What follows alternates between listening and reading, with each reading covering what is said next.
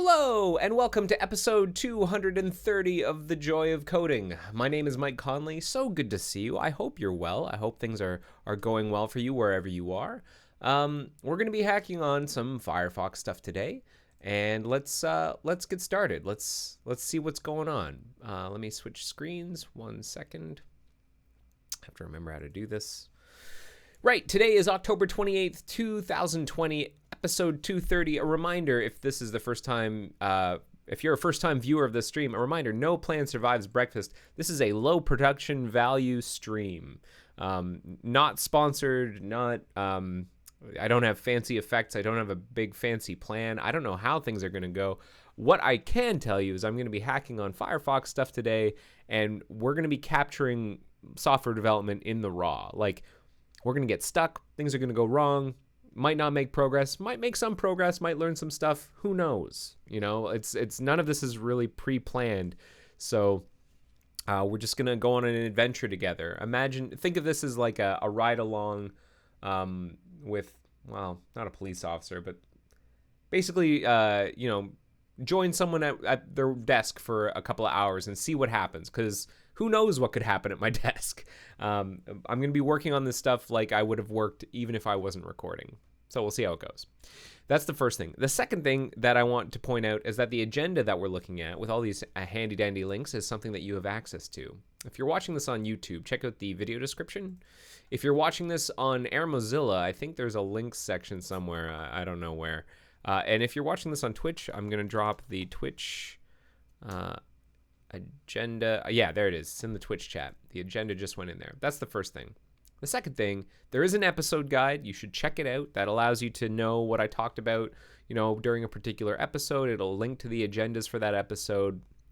And I accept pull requests. It's a completely viewer-driven episode guide. I think I've written like fewer than one of the episode guides. Mainly it's viewers just like you who contribute to the episode guide, which means if you have your own addenda, corrections, you want to expand on something, you want to, help explain something, send me a pull request to the repository. I'm, very, very accepting of all pull requests. So go ahead and send me one. If you're not sure what that means, what's a pull request, what's a repository, there are links in here that try to explain what they are. There's a contributing guide that'll show you what commands and tools you need, etc. So you should definitely check that out. Okay, so today, hopefully I'm streaming on all three platforms. I should be on YouTube and Twitch, and I hope Air Mozilla. I think we got things sorted. I'm actually less sure about that Air Mozilla thing. There's we've been dealing with a couple of bumps in the road. I do know for a fact that the Air Mozilla RTMP endpoint is receiving my stuff from the repeater. So it's mainly, I think there's just a switch that needs to be flipped to tell the system that I'm streaming, because I just went there and it doesn't show the stream. But maybe it's also a time zone thing. Who knows? But eventually the recording will go up. Let's now talk about what we're doing today. What are we doing today? What is going on? Today I'm planning on digging into some layout code to fix an issue with picture-in-picture, or at least to investigate fixing an issue with picture-in-picture. What is the problem? It's possible that we've talked about this before. Let me just quickly check to see if we've tried to address this in previous episodes. Hold on. No. No. No. It doesn't look like we've talked about this particular issue recently.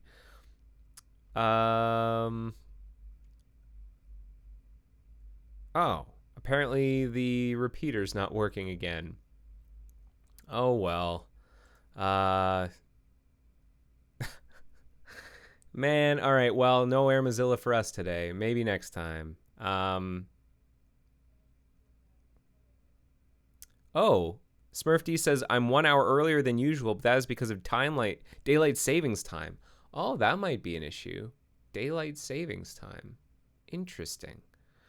This is a really interesting time for software developers, because the world's time zones are all getting out of their rhythm, because certain parts of the world change by an hour and others don't, and so a lot of like the software out there.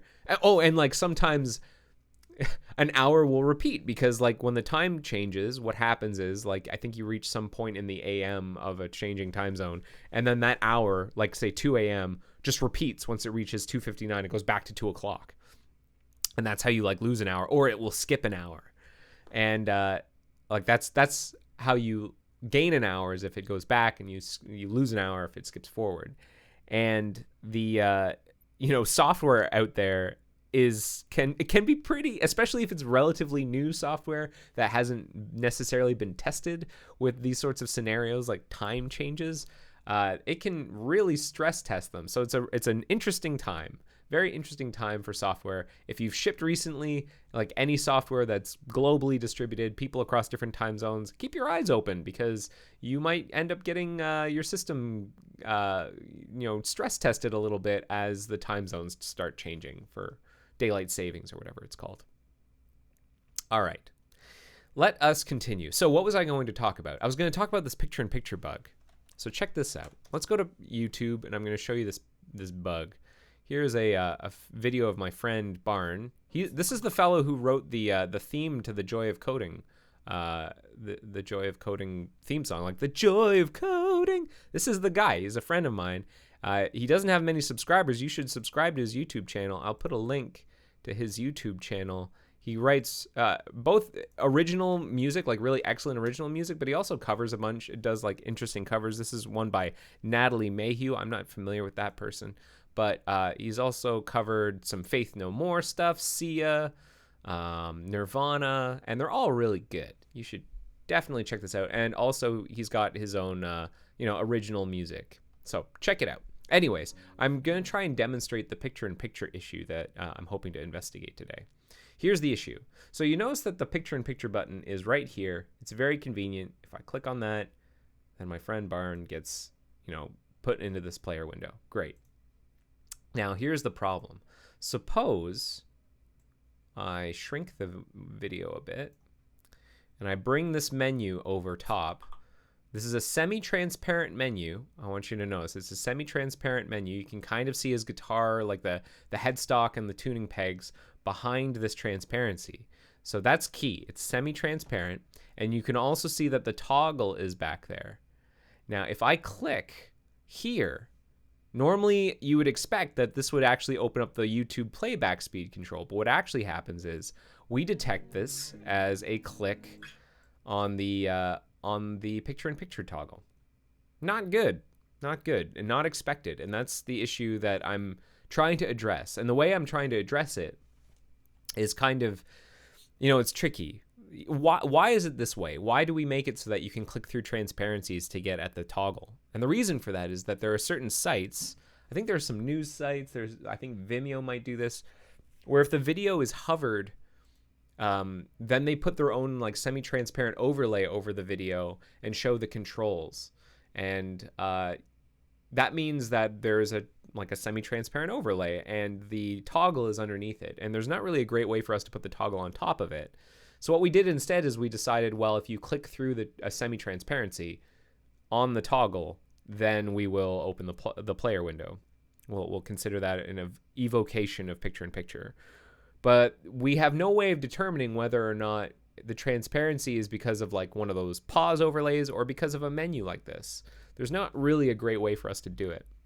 So what we've been thinking about doing is having site-specific thresholds so that this overlay right here has an opacity of, I think, 0.9. And our idea is if you're on YouTube and you click through an opacity of 0.9, then we won't consider that a click on the toggle. We'll allow the click to go normally to the event target in the website rather than evoking the picture-in-picture action. And then we can sort of have site-specific control. The idea is we don't want to make it too easy for sites to suppress the player toggle or to make it hard for users to access picture-in-picture. Excuse me while I take a drink. This is a high definition drink. Condenser microphone. Okay, so how are we going to do that? Well, originally, I had a really simple patch, and all it did was it examined all of the elements at the cursor point, and those elements are sorted by z-index, and I went through each one trying to compute their opacities, and if the opacity was below the threshold, or sorry, above the threshold rather, then we didn't count it as a click. And this worked for YouTube, but it broke in certain cases. It actually broke for the mini player case, because the mini player case is another scenario where like Vimeo or news sites, they're putting an opacity over top of the video, and they do it in a different way. I think they use RGBA rather than opacity, and that meant that, I don't know, there was a problem with our patch where the mini player, you could no longer use picture in picture on it. So that was no good. We have to do something different. And the solution that we have started to converge on is to add sort of a deeper platform level API that allows us to query for the nodes under a particular point, the mouse cursor, but only the ones that are of a particular opacity or higher. And if we cross a particular opacity threshold, none of the nodes beneath it. That means that if we've got like a certain set of transparencies and our opacity is like, so remember with opacity, the higher the opacity, the less transparent something is. So let's say we have an opacity threshold of 0.5. That means that anything with opacity or RGBA with the alpha channel set at 0.5 or lower, we're going to allow clicks to go through, and we're going to still detect elements underneath it and allow clicks to go through them for the picture-in-picture toggle. But if at any point while going down through those individual elements, we reach one that goes over that threshold, then we'll stop. And if we haven't hit the video picture-in-picture toggle, then we won't count it as a toggle click, and we'll allow the event to go down to content. That's the plan. And part of the problem, or part of the complexity, is that this checking and those opacity stuff, it's not an area of the code that I fully understand. Excuse me. We're in an area of the code called the display list builder and the thing that does hit testing. Hit testing is, basically it's another way of saying like checking to see what you clicked on. That's a hit test. What did I click on? That's a hit test. And that's exactly what we're doing here, but it's a specific type of hit test where we're filtering out certain things. And the display list building stuff is figuring out what it is that's actually being presented to the user. The display list is effectively, maybe I should start writing some of this down. The display list, because this is the note for it. In fact, let me make sure that this note is shared and associated with the bug in the agenda. So here are the notes, and here's the bug. Hang on, let me go to the bug.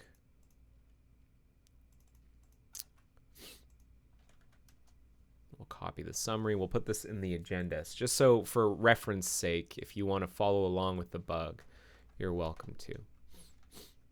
Okay. We'll save that, and I'll also update this. My friend Barn, his original music and covers. Barn did the theme for The Joy of Coding. It's a little plug for my friend Barn. All right. Let's see here. Yeah, I've got some notes, and what I want to write down here is that the display list is what we generate. Like whenever the people who are watching this might be web developers, you may or may not be browser developers. And there's this really great article that someone wrote about like how browsers work, how web browsers work, which I think is still relevant, very, very relevant to this day. Is it this? Kind of, but there's like a much deeper, yeah, this one. From HTML5 Rocks. This was written back in 2011, but there were some minor changes. There have been minor changes, but effectively engines still more or less work the same way. There have been some changes with like compositors and with WebRender in particular. We've changed our rendering pipeline with Firefox, how web browsers work. But this document talks a lot about the fundamentals, which are still very relevant. One of the fundamentals is that there are various transforms that occur from the HTML that you write and the JavaScript that you write and the CSS that you write to pixels being on the screen that can be interacted with. And the way that those that transform goes is effectively like HTML code, HTML, CSS get turned into DOM, like the document object model, like DOM nodes, and gets constructed into what's called the document object model tree, and that eventually gets turned into a frame tree, which gets turned into a display list. This is very Firefox specific, this particular pathway. Like the way the other browser engines, WebKit, Blink, like they'll work the same way, more or less, but they'll have different terms. I think they call theirs, like instead of the frame tree, I think they call it like the render tree. Render tree? Yeah, render tree. And they this is an article, the render tree relation to the DOM tree. I'll point out that this document is very sort of Blink specific. They do mention Gecko and some of the things, some of the ways that Gecko works in here. Gecko is the engine that powers Firefox, but a lot of the terminology is very Blink specific. The render tree, for example, we don't call it that. We call it the frame tree. And then the display list is effectively what we use to determine what to draw. And WebRender, is what consumes the display list and turns them into actual pixels that get drawn by your GPU. And before, like graphics would take the display list. Before WebRender, it would take it and it would use it to paint using a thing called, I think, Skia, or there was some graphics drawing backend. But there, you can think of these as almost like platforms, generic draw instructions for a web browser engine based on the frame tree. Right. So that's generally what's going on, and what we're messing around with happens at this point. So we're at like the point that we are doing this hit test. The document object model tree and the frame tree have already been transformed into this display list. And that's important because what we're talking about is really like, what is the user seeing? What are the layers of things? Because it's almost like Photoshop layers, because some of them are opaque and some of them are transparent. But they are effectively like Photoshop layers or whatever drawing tool you use. And we really want to talk about like, what are those things? What are the things? What layers are we going through? What are the items that the user is clicking on? And from that, we can actually work backwards a little bit to find out what the DOM nodes are that the user clicked on. Pardon my sniffling. I've got a little bit of a runny nose. I hope it's not the COVID. I don't think it is. I think it's just a normal cold or allergies. 1 second. I'm gonna lean away and blow my nose. I apologize.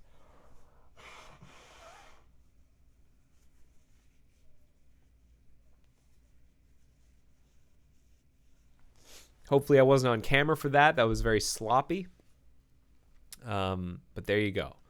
So the display list code. Let's take a look at what I've got so far. What have I got? Because I do have a patch that I've been working on, and all it does, we have this privileged. I have two patches. Add site-specific toggle visibility threshold. This is the patch that ended up. We found holes with it and a problem with it with the YouTube mini player.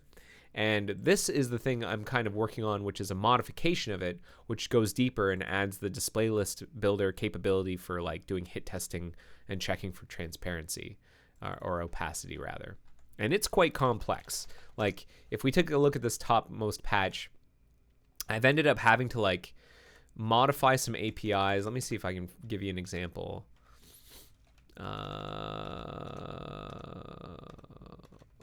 Let's start at the IDL file. NSI DOM window utils? No. NS layout utils? Is that where it is? Right. So this is probably the most important part. is that I changed the this options argument to get frame for point, and instead of taking like just this frame for point options struct reference, it instead will take this. Oh, no, sorry. Rather than taking this enum set, which is just like, think of it as like a collection, a set of unique flags, now it takes this struct, a reference to a struct. And that's important because what I'm doing is I'm adding additional arguments that you can pass. And those arguments are frame for point options. I define them. Where are they? Here's the struct for frame for point options. You have your old flags collection, or flags set rather, but you also have this ability to specify a particular opacity threshold. So the point at which anything above this opacity is considered opaque, and we don't get frames underneath it. Like if we're talking about only visible things, then anything that's got an opacity over this amount, we no longer like count anything below it. Now here's one of the interesting things about opacity though. Opacity is like multiplicative and additive. So let's talk about a couple of examples. Or maybe we can build a couple of quick examples. CodePen, let's use that one today. So suppose I've got a div, we'll call this div outer. And I've got one called inner, and I'll call innermost. I don't know, these are bad names. But let us now say that all divs have position absolute, a width of 500 pixels, and a height of 500 pixels, and a border, a red border. So these are all divs that are stacked on top of one another. Even though they're like one's inside another, which is inside another, they're all stretched out so that they consume the same rectangle. And so I'll prove that to you. So we'll say innermost, we're going to set that background color to blue. And we're going to set the inner background color to red and the outer background color to yellow. And I guess, yeah, due to how stacking works, the innermost div is the one that's on top. So if I get rid of the blue one, then it will show red, I think. And then if I get rid of the red one, it will show yellow. So they're all on top of one another. And what I'm going to do is I'm going to start messing around with opacities. So I'm going to say opacity here is 0.5. And the opacity here is 0.5. And the opacity here is 0.5. Okay, so we've got 3 divs, each on top of one another, each with an opacity of 0.5. And so what that means is ultimately we're seeing this white background. Like if I change the background color of the body to, I don't know, green, we're going to see that through all 3 of those layers, which makes sense, you know, like they're all semi-transparent. But you know, if we were to calculate, like, how opaque is this rectangle right now? How, like, that's the question. We've got this, forget the stacking of the divs, forget that there are 3 divs. Just let's talk about this square. What is the opacity of this square? And the answer is, well, it's a multiplicative. I believe what we have here, Danny Colin says 42. Good guess, good guess. I believe the actual answer is 0.5 times 0.5 times 0.5. And we can test this, actually. We can try and test this. So, I mean, 0.5 times 0.5 times 0.5. I should probably be able to do that in my head, but it's 0.125. And so what I'm going to do is I'm going to put another div. Let's change the size of this thing. It's not so big. We're going to say it's 100 by 100. I'm going to say class first. All right. And now let's get a second set of divs going here, or just a second div. Div class second. So this one is going to be right below it. Display block width 100 pixels, height 100 pixels, border 1px solid black. So hopefully we will see. Where is this thing? Div, like, hello? Where are you? Oh,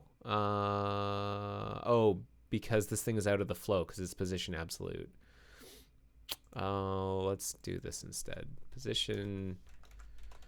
I'll just hack this. Position absolute, and then top 115 pixels, and then width. Yeah. All right. So there we go. There we've got our two divs here, and instead of a black border, I'm going to give it a red border, and then I'm going to set its opacity to 0.125. I'm going to set its background color to, well, now I've got a mixture of blue, red, and yellow. I'm going to make them all red. And we're set the background color here to red. And we're going to get rid of this hello. Oh, whoops. I forgot that. I'm wrong. So I'm wrong. It's not 0.125. It's not multiplicative. Because, like, these are obviously not the same. So what is it then? 0.5, 0.5. Is it additive? No, it can't be additive because then we'd have an opacity that's like 1.5, which is super not transparent. So maybe it's opacity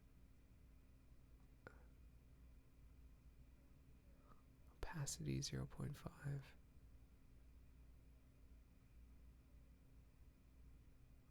If I get rid of these background colors and just say it's transparent,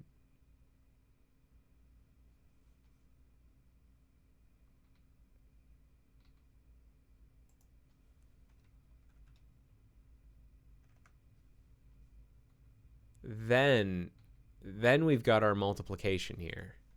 That's the thing. So that looks like equivalent. If the outermost, or sorry, the innermost is 0.5 and then it's consumed within 0.5 and it's consumed within 0.5, but the innermost is the only one that's actually got a color, then they match. Then the math works out. Let's see here. But if we start adding that background color back, then are we adding? Like, is it 0.125 plus 0.125, which would be 250? Yeah, it looks right. And then what happens if I do it again?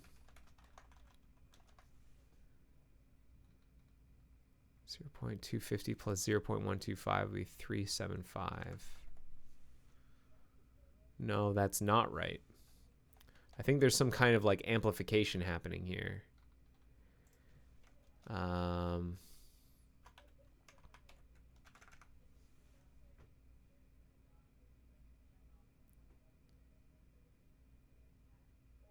Plus half.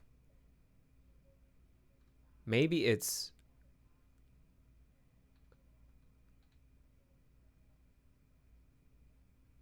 plus half.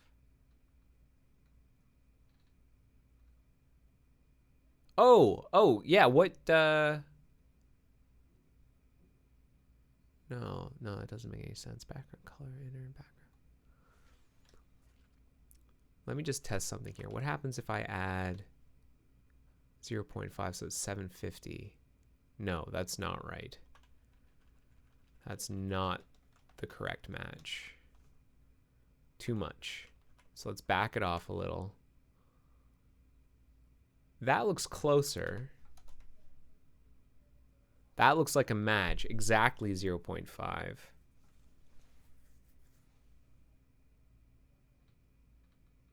And how does that make sense?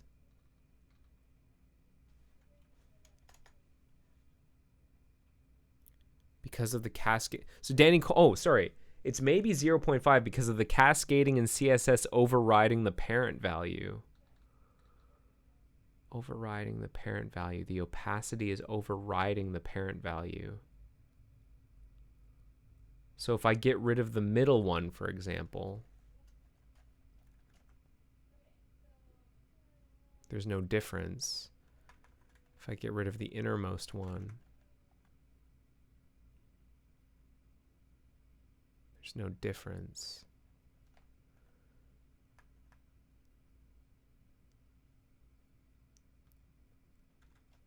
But it's the outer one.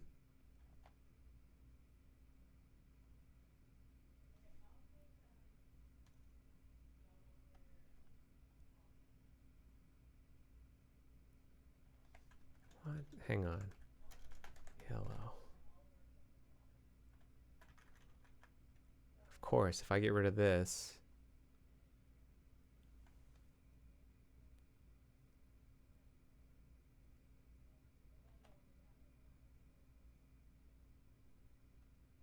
innermost, let's say blue and red.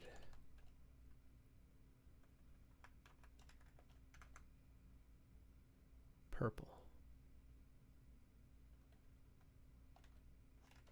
I think I'm getting confused because of the stacking here. Akra says, did you assume it will multiply the values? Yeah, I did. And in a way, we did see some of that. Like if I get rid of the background colors on the outer and inner, 0.5, 0.5, 0.5, and just make the inner blue, or the inner red, then I'm pretty sure we had a match here. Yeah, we had a match. They multiplied.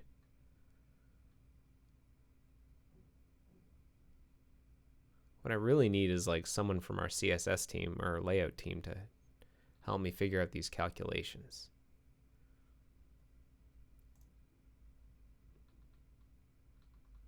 Some kind of weird rule happening here.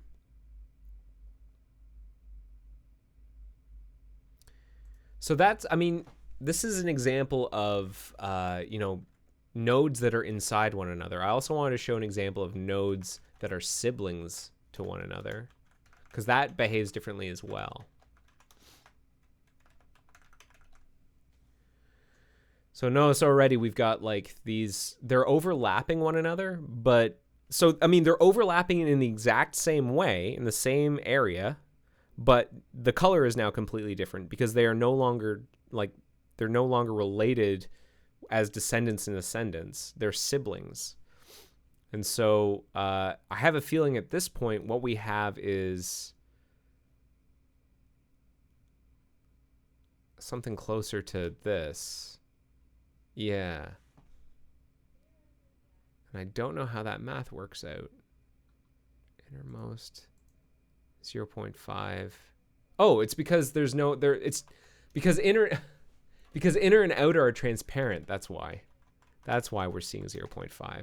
So something that's fully transparent, that's of opacity 0.5, is still fully transparent. That's why. That is, sorry, I apologize. That was probably very confusing. Okay, so now what we have are three transparencies, three semi-transparent things on top of one another. And it's almost like if you had transparencies, like imagine you had like a transparent film, something that you might put on an old school overhead projector. The more you overlap them, what actually happens is that you get more opacity. Like you're blocking more light as you add more transparencies over top of one another. And that's what's happening here. The opacities are adding up. So the opacity is actually, and it maxes out at 1. The opacity is 1 when you have them overlapping like this. Then all of a sudden you've got an opacity of 1. It's whenever they're children of one another. And like that to me makes sense. It's when they're children, or like there's an ascendant-descendant relationship. Let's put this back. I want to sort of rethink this now that I realized that we were dealing with like transparent divs. Let's make them all background color red.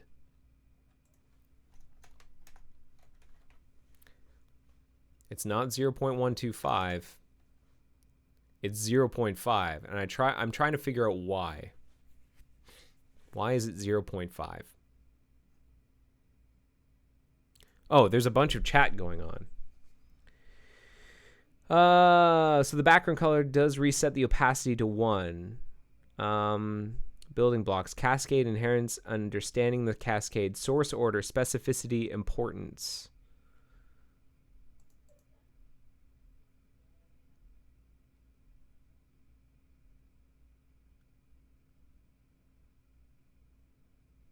Right. Oh, okay. Danny Colin is saying something very interesting. So what he's saying is, like, descendants inherit certain values, including the opacity. Like, if we didn't have the opacity set on inner and innermost, then... Oh, sorry, the other way around. Inner and innermost. Then, yeah, what we have here is, like, this makes sense to me. You've got 3 divs, each with the color red, all of them having the opacity of 0.5. Hang on, but how does that work if they're all overlapping one another?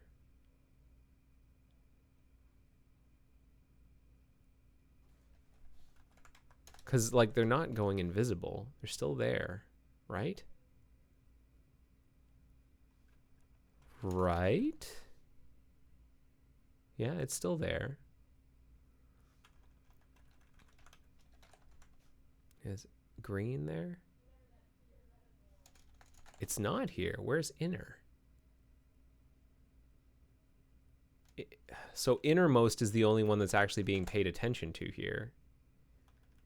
And then I guess the outer's opacity is being applied to the innermost. And the top level one and the middle one, outer and inner, aren't being paid attention to at all. Because the inner one, because the inner one is the one that's inheriting the values.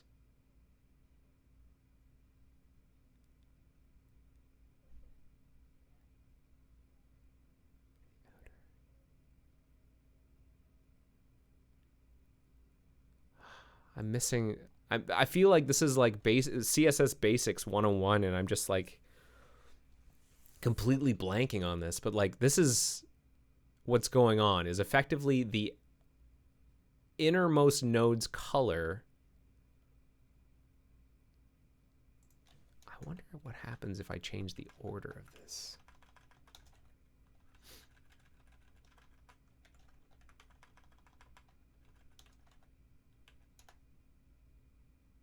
No, it doesn't matter. If I put the outer at the bottom. No, it doesn't matter. You're right. The oh, I forgot a dot. But that doesn't matter either. The specificity. Let's crank the specificity of this one. Oh, sorry. No, that's the wrong one. Let's crank the specificity of this one. Nothing. Blue. Padding 5 pixels. There you are. If I get rid of the innermost background color, then blue shows up. Yeah, it's like a full override is what's happening here.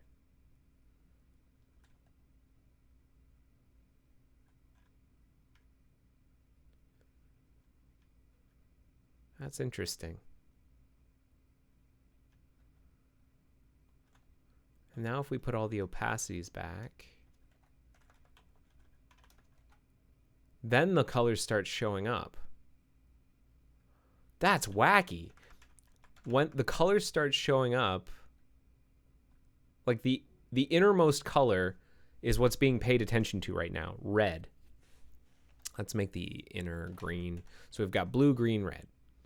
Or blue, let's do blue, yellow, red. We'll do the primaries. So outermost node has background color blue and opacity 0.5. Inner has background color yellow, and innermost has background color red. Red is currently what's being paid attention to for background color, but the outer has the opacity set. Now, what happens if I get rid of that opacity? Red is what ends up being the displayed value, or the displayed background color. What if I put the opacity on the inner?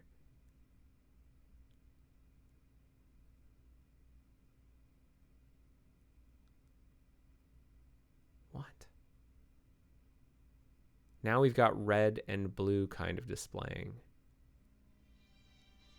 Oh, pardon me, that's a cell phone call. Not for me, but let me quickly check. One moment, I'll be right back.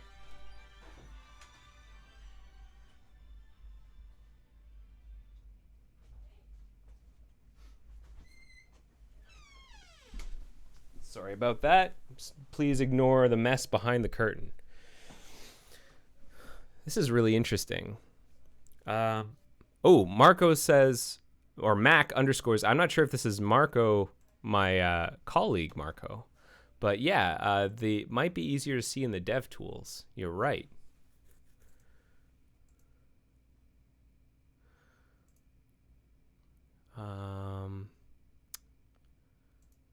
Computed.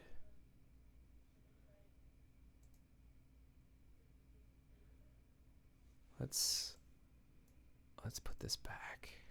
Oh, sorry for name confusion. That's okay. Not a problem.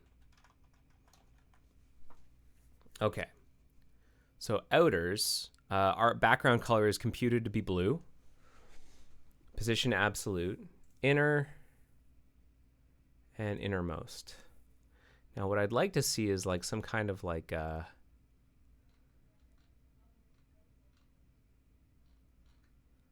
understanding of like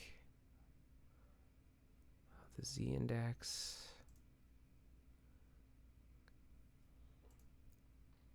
No, it doesn't really help.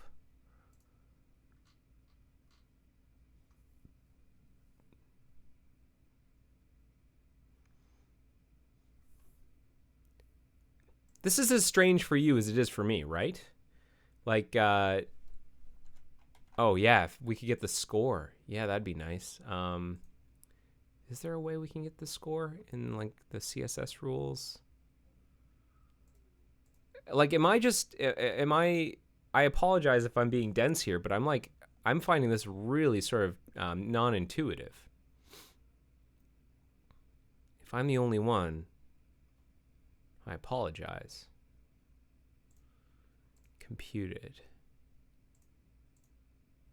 I agree. We should get the score, the specificity scores in here. Compatibility fonts. Welcome to CSS. Yeah, like I do this for a living, and I'm finding this really confusing. Okay. I just want to fully understand this. So right now we are ignoring the outer and the inner. We're paying attention to the background color of the innermost, which is red, but we're paying attention to the opacity of the outermost, which is 0.5. And now I'm going to put the opacity on the innermost. And what that causes us to do is to see some kind of mixture of yellow and red, I believe. Like if I make this green. Oh, wild. If I make that green, it becomes this same color. We're doing like color math. Yeah, this is It's almost like the inner and the innermost have become opacity 0.5. And that's what we're seeing. Let's make this transparent. And now, what happens if I move this here? Okay, now we've got 0.5 being applied on the innermost color, red. If I put the opacity here,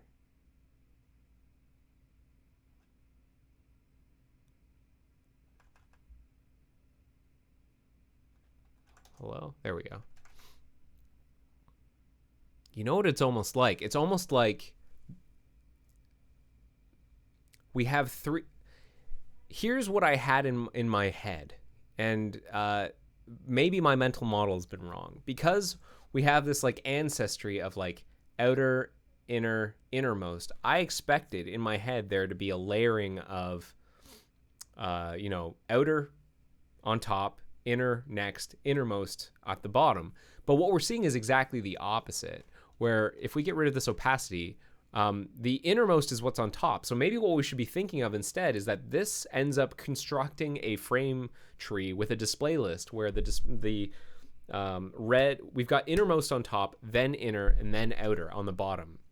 And that might end up actually making some of this make sense. The only part that doesn't make sense for me is whenever the opacity is set on outer. But Danny Colin has reminded me that the opacity value is inherited. So what happens, okay, I'm starting to understand. Okay.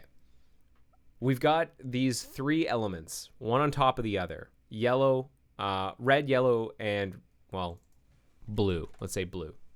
I'm going to make some predictions based on the mental model I have right now, and that's hopefully going to allow me to confirm whether or not my mental model makes sense.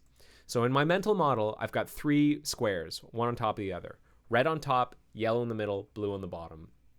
I expect that if I set opacity 0.5 on outer, what's actually going to happen is that innermost is going to inherit that opacity of 0.5, and what we'll have is 0.5 being set on the red color, but inner and outer are going to be completely ignored.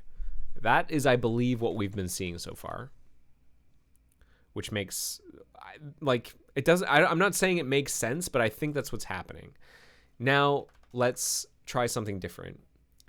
I'm going to set 0.5, opacity 0.5 here. What's going to happen is, because we have those three cards stacked on one another, if I set opacity 0.5 on innermost, then I expect to see red over top of yellow, like a half transparent red over a fully opaque yellow. And I think that's what we're seeing here. Like if I change this to blue, it's still there. It's just semi-transparent. And if I ramp this up to like 0.9, it's getting closer to red. 0.95, it gets closer to red. But whenever I'm at 0.5, we're starting to see the yellow underneath it. Okay. And now if I set the opacity on inner, my prediction is that we will see the same effect that we saw when we set the opacity on outer, which is that innermost is going to inherit it and become red at 0.5 opacity, which is not what we're seeing. That's not what we're seeing. Why aren't we seeing that? My mental model is off. Yeah, Danny Colin, that's what I'm saying, that opacity might be changing, or that's what we're observing, that the opacity might be changing the stacking context. That's what we're dealing with, stacking context. Here, let me close the dev tools. There's no, I just want to double check, there is no dev tools around stacking, right? Stacking. Media simulation. Layout computed. You'd think it'd be somewhere in here. Layout. Box model. Properties. I want like stacking contexts. Flex items.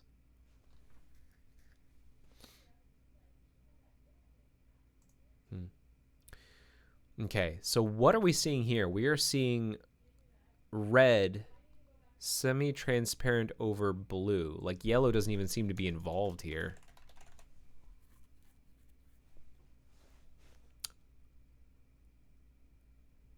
The opacity is being applied to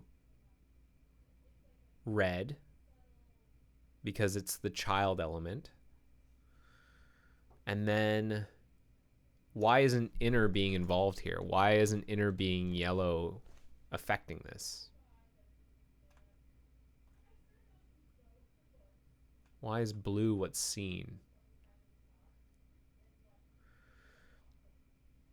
Because again, we've got these cards. We've got red on top, yellow underneath, blue at the bottom. I've put the opacity on inner, which is in the middle. I really should just call that middle. That's causing 0.5 to be applied to red.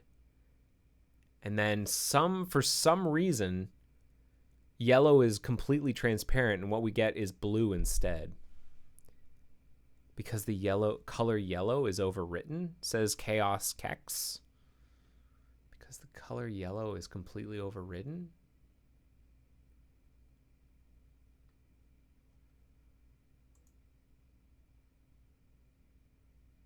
I mean, yeah, the background color of the innermost node is going to be red.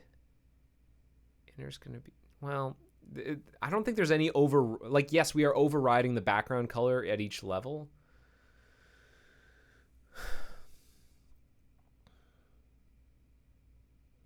Oh, Danny Cullen says, C-Mac comment, it's from the doc.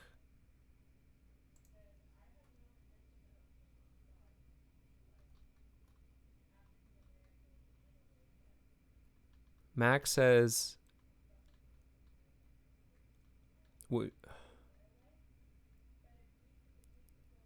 if you do not want to apply opacity to child elements, use the background property instead.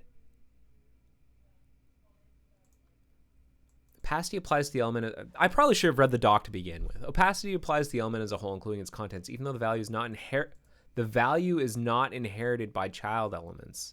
Thus, the element and its children all have the same opacity relative to the element's background, even if they have different opacities relative to one another. The element and its children all have the same opacity relative to the element's background. Using opacity with a value other than 1 places the element in a new stacking context. If you do not want to apply opacity to child elements, use the background property instead, like the alpha property of background. The stacking context is 3-dimensional conceptualization of HTML elements along an imaginary x-axis. Yeah, it's like our stacking of our cards.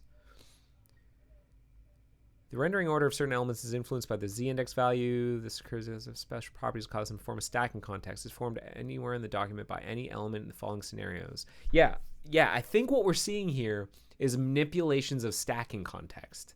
And the rules are kind of weird, but opacity... Stacking context is formed by any element in the following scenarios. An element with an opacity of value less than 1 will change the stacking context. We also have an element with a position value of absolute, but we don't have a z-index value change other than auto, so we're okay there.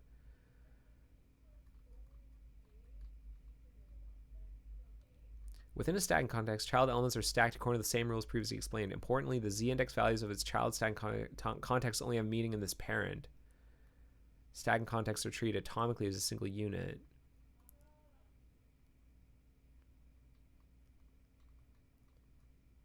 So here's an example. This example, every positioned element creates its own stacking context because their positioning and z-index values. The hierarchy of stacking context is organized as follows. So this is a z-index of 6, but obviously it's underneath this div, which has a z-index of 5 because it's in a different stacking context. I see. Hierarchy of stacking context is div 1, then div 2, and then div 3 is this red div here, or this sort of pink div, which has 4, 5, and 6 inside of it.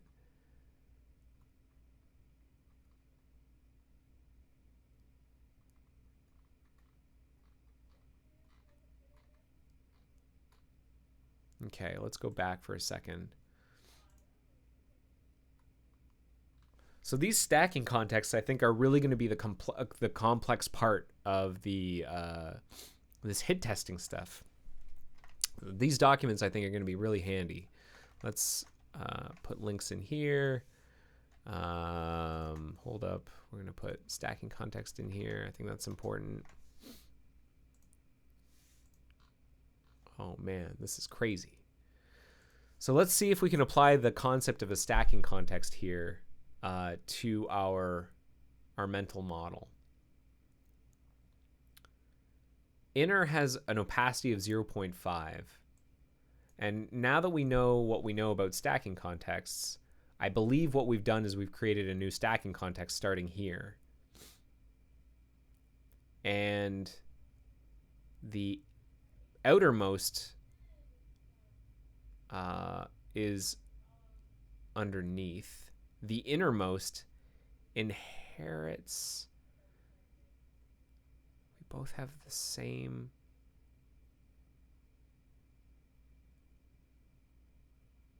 Transparency. Yeah, okay. So here's what I think happened. We created a new stacking context here, and because in the way that these divs work, red is on top, and opacity was set. Red's at the top of the stacking context, and then that stacking context all has the transparency. It's like it was finally computed as just red. We create a stacking context and we complete this render and it's just red, and then we apply the opacity filter, and that causes it to be red 0.5 on top of blue, which causes it to be purple. That makes sense. That makes sense to me. Okay. Very interesting. Now let's see what happens if we start messing around with background colors. So like if we say RGBA, we'll say that this one is 0, 0, 0, 0, 0, 255, 0.5. And then we're going to make this one 0, 255, 0, 0.5. And then this one 255, 0, 0, 0.5. Now what do we have? We've got blue on top of green on top of red. No, that's not true. We've got red on top of green on top of blue, each with an opacity of 0.5.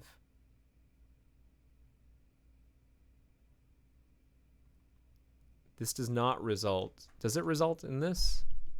No, it does not result in that. What is this value? 0.5, 0.5, 0.5. It's not the multiplication. Unless they were all the same color. Hold on. Hang on. So that it looks more additive.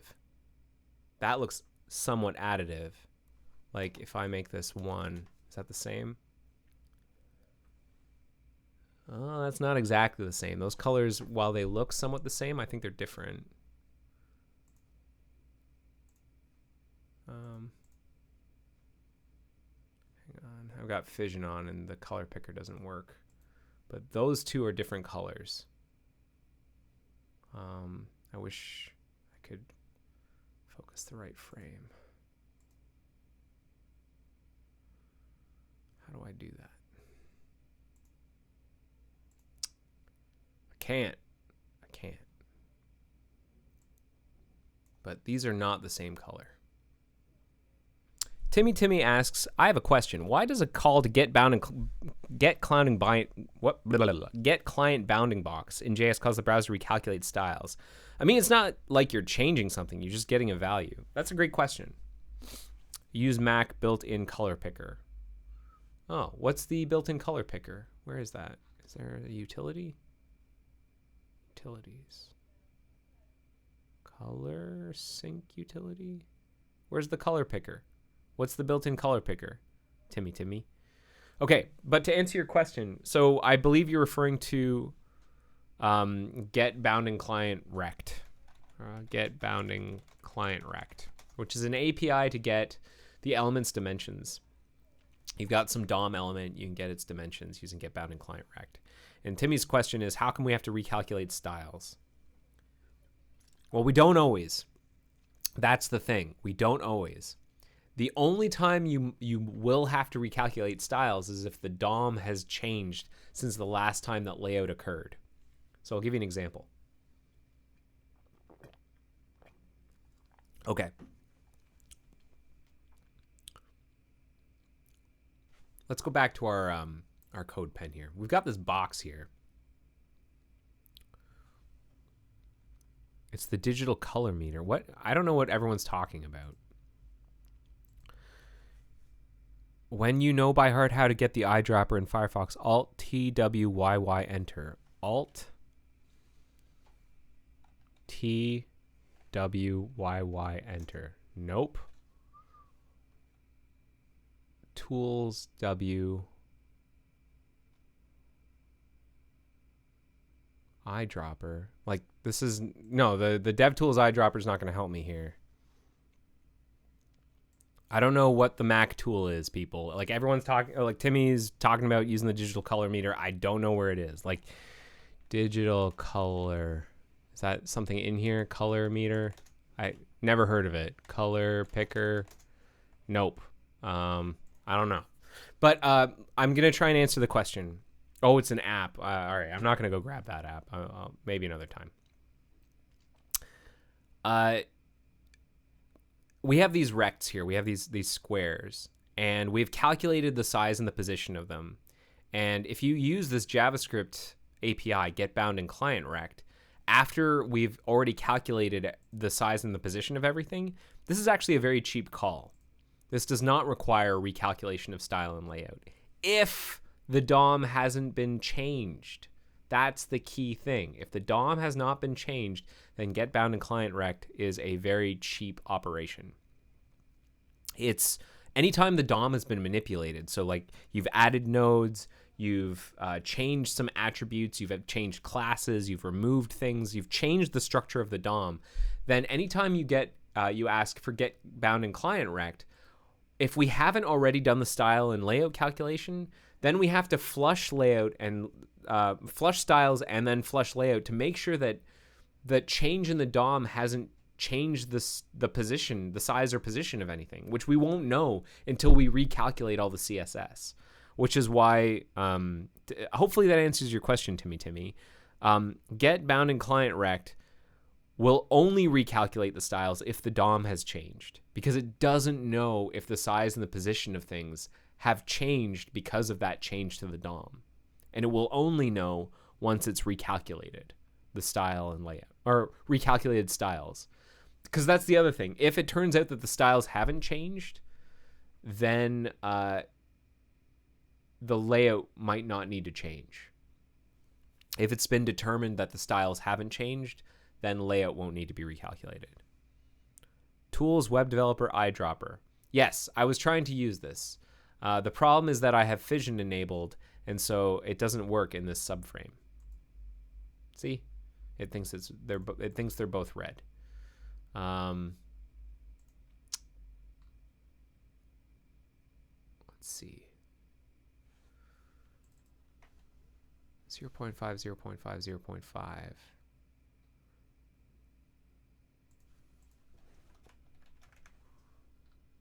It doesn't happen to think that. No, that's not right. It's like it's close. It's like that. It's really close, but not quite. It's almost like it's approaching it. Like it's 0.5 plus. Like it wouldn't be like that, would it? No. It's a lot closer to 1, but it's not at 1. And I don't know why. Red on top of red on top of red. So here's the other thing. There was I should probably have also read. Oh, Timmy says, yeah, that's insightful, but for my use case, selection area box not helpful. So one thing you can do, Timmy, is you can wait until style and layout have been recalculated before you call get bound and client rect. And the way you can do that is to bundle up all of your DOM changes so that they occur inside of a request animation frame. The idea is that if you can put all of request animation frame is an API that allows you to put execute JavaScript at the very, very end before style and layout is calculated. And so if you do all of your get bound and client rect earlier, if you have like a policy of only doing your DOM manipulations inside of request animation frame, then you can know that, and you don't do get bound and client rect inside of request animation frame, like never do that inside of request animation frame. If you have that policy, then you'll know that everywhere else that you're not using request animation frame, like everywhere you're not running inside of request animation frame, the layout and styles are up to date and you can query them freely. And then you do your DOM manipulation inside of request animation frame, and then the next time your script runs, the style and layout has been calculated naturally by way of the refresh driver, the vsync. Danny Colin asks, I missed the first 5 minutes. Why are we working on that opacity issue? Sounds like Smurf D did some calculations. The upper, let's go back to this. The upper is 2342215, and the under one is something like 2202015. Weird.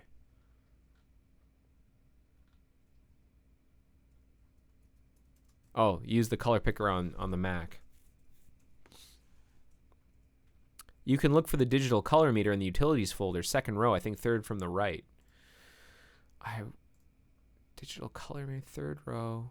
Oh, that's this thing. Oh, hey, all right. Yeah, okay, this thing. This is super handy. Okay, great. So let's go back to what we had here. 0.5. This would be really nice, or 0.125 as if they were all multiplied again with one another, but they're not. What we have here is 224.16b, and what I really want to know is like how we concluded that that's the right color. Let's first of all make sure that the underlying background color is not related. So 223.16.0, so let's make the background color blue. Oh, it is related. It's definitely related. So we're still actually seeing the underlying background color. It is being filtered through each of these. Let's do something. Let's make these fully transparent. And let's just do one. So the innermost is now should be here, hang on. Not 1.0, we're going to say fully transparent. Okay. So what we should have here is a transparent, half transparent red. That is correct.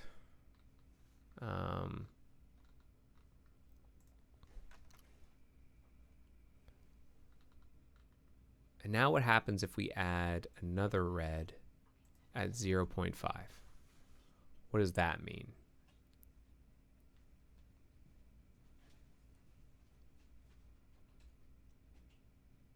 If you've got two things that are semi-transparent one on top of the other, it's not that they added and became 1.0. If they were siblings, that's what would be happening here, but they're not. One is a descendant of the other. Yeah, Timmy, right on. Your mental image was totally on point. I have never used this tool in my life, so this is very handy. Thank you very much for that. You've got the fully opaque background color, green. You've got... Maybe we should reread this stuff. If you do not want to apply opacity to child elements, use the background property instead. The problem is that opacity affects all child elements of a parent, but there's a solution. Use RGBA background values, and you can have transparency wherever you want. For text, you can use the same RGBA code, but you must use RGBA on every... Oh, hold on a second.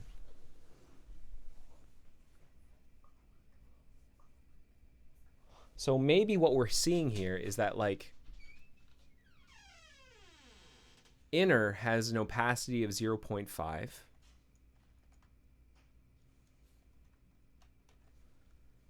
And then innermost has an opacity of half of that. And then what if we add them together? Then we would have 0.75. Is that what we're having here? Is that what we're seeing here?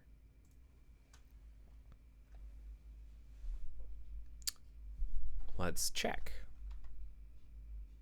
191. Pretty close. That strikes me as like, you know, maybe there was a small rounding error, but I think we might be onto something here. Okay. So what happened was that the inner one had the outer one multiplied with it, and then they were added together. So let's try doing that again.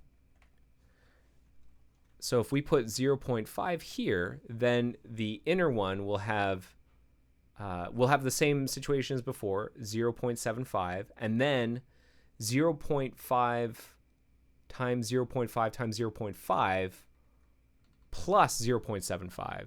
So 0.75 plus 125. 0.125 plus 0.75 is 0.875. And are those the same? Yeah. Okay, I think I'm starting to get it. I think I'm starting to understand. Alperenster says hi. Hello. So what is all of this for? Why am I doing all of this? Well, first of all, let me write it down before it exits my brain. Opacity is special. It creates stacking contexts which can completely break the mental model of what is on top of what.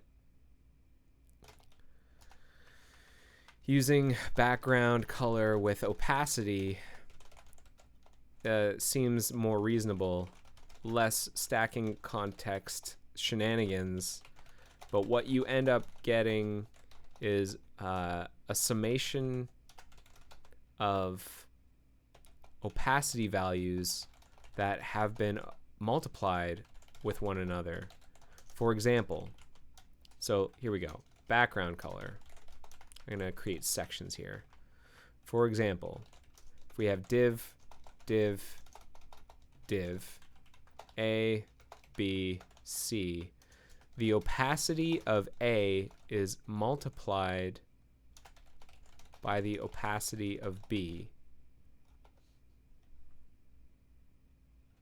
to compute the final opacity of B. No, is multiplied by the opacity of B, and that value is multiplied. All right, we need some values here. We need some other values. Let x be equal opacity of A times opacity of B. Background color, I shouldn't use opacity. Alpha of A times alpha of B. Let y equal alpha, let x times alpha of C. Total alpha of stack is x plus y is alpha of A plus X plus Y. I think that's right.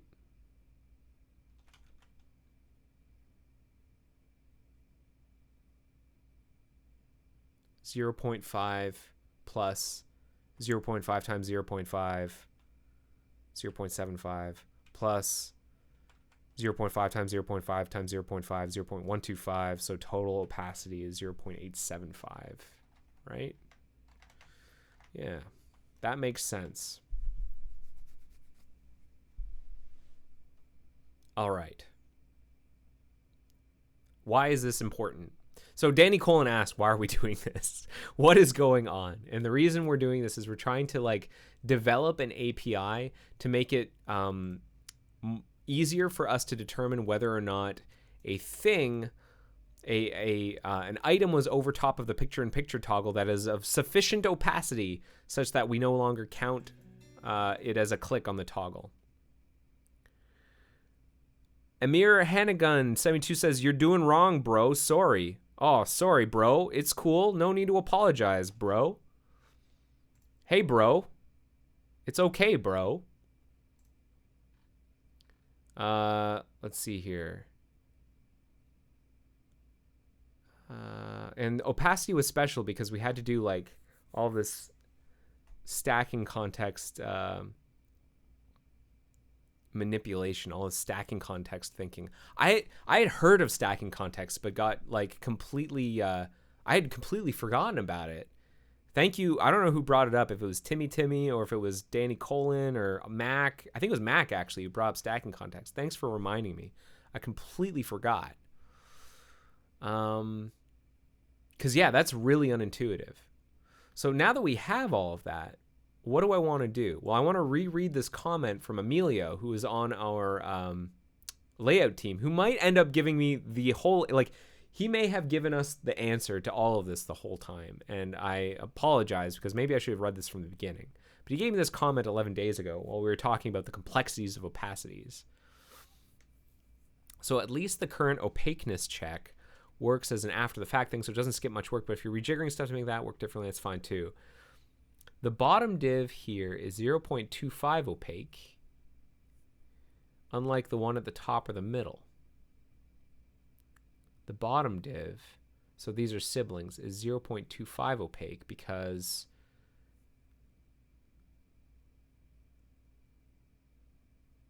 they're multiplied with one another. I guess you mean if all the divs with opacity have their own background, so you need to sum the multiplied values.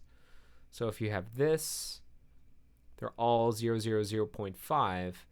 For each of the div style height 100 pix, then the first should be an opacity of 0.5. Second one is 0.5 plus 0.5 times 0.5. Yep. The third is 0.5 plus 0.5 times. Yeah. That is what we determined from here. That is basically this. And I should have just read this comment because I could have saved myself like an hour and your time. In terms of implementing it with nested elements with opacity, it seems fairly straightforward. You just need to keep track of the current opacity and increment, decrement in hit test as needed. Depending on the behavior you want with overlaid elements, backgrounds, you might want different implementation strategies. What behavior do you want in that case? Which elements should remain in the results and which elements shouldn't?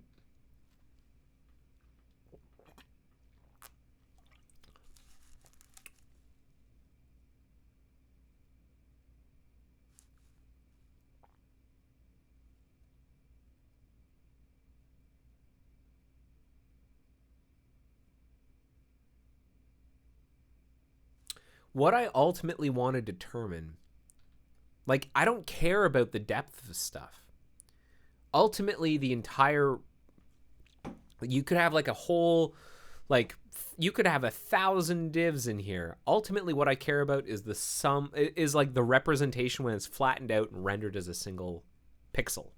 You know, ultimately we come up, the cursor point will be over top of a single pixel, and I want to know whether or not that pixel has any opacity in relation to the, or transparency in relation to the surface behind it. That's ultimately what I want to know. And then I want to know, what is the value of that transparency or opacity? Is it above or below a certain threshold?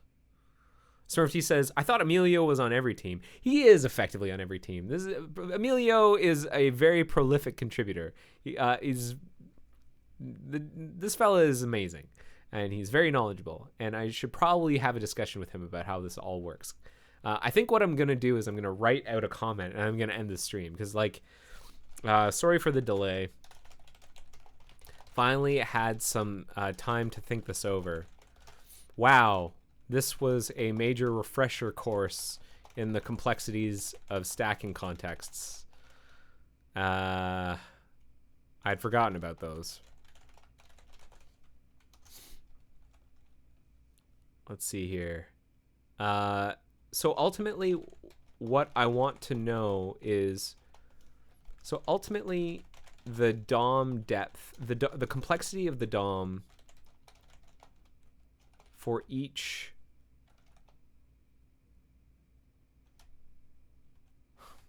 so ultimately we're producing a list of elements of DOM elements that are going to be returned to nodes from rect. What I'm looking for is the ability to get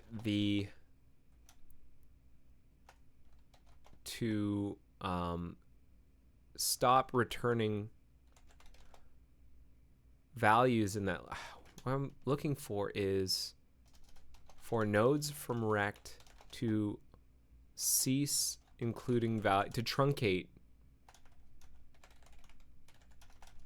the list when at the point when the stack of nodes on top have exceeded some kind of threshold, opacity threshold.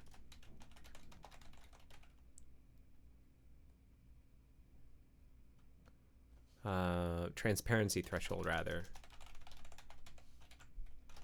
I don't really care about the complexity. I honestly don't really care about the complexity of the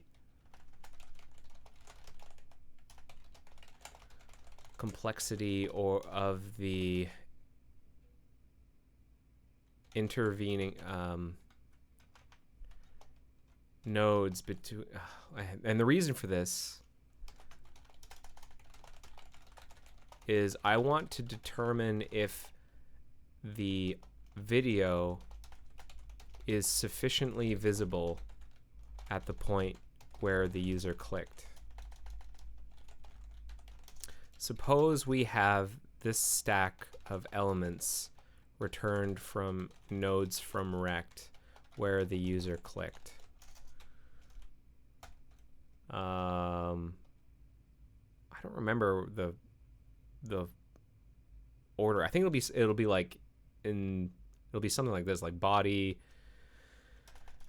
HTML, body, div,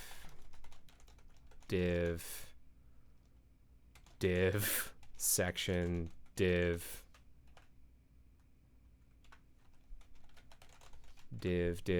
section, div, video.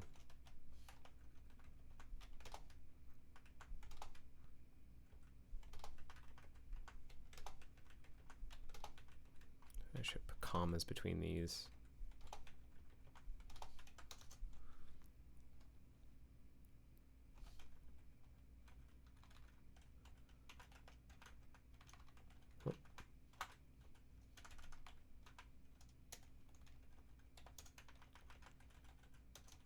Suppose we have this DOM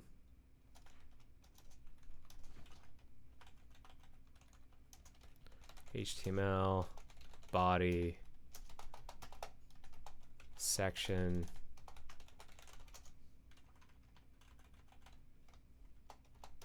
div. How many divs? 3. Div. How many? 1, 2, div. I'm gonna get rid of this other section. That's ridiculous.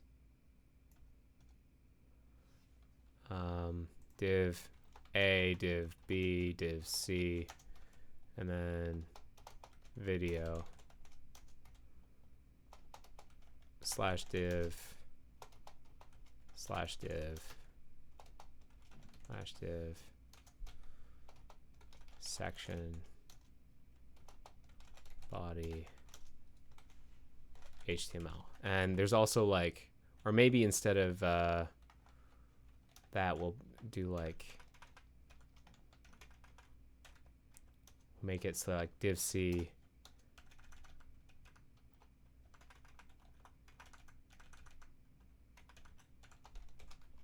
pretend div C overlaps everything by way of CSS. So A, B, C, video. We might actually have it more like C, A, B. Suppose we have this DOM. I think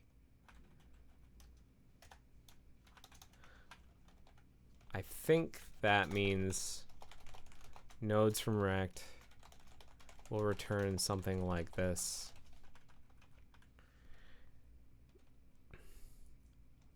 Suppose div C has opacity, has an alpha. I'm not even going to say which way. I was like, is semi-transparent. Also, suppose div A. Suppose divs are all semi-transparent, such that the total opacity when overlapping the video is greater than greater than say 0.9. At that point, I would consider the video not visible and truncate it from the list, and want it truncated from the list. To be clear, I don't really care about the complexity of the DOM itself. What I care about is ultimately how visible the video is in relation to all of the stuff on top of it. If we can somehow compute a final like value for how transparent everything is that's on top of the video, that would help. All right. Does that make sense? Make it clear what I'm looking for. Okay, I'm gonna ask Emilio.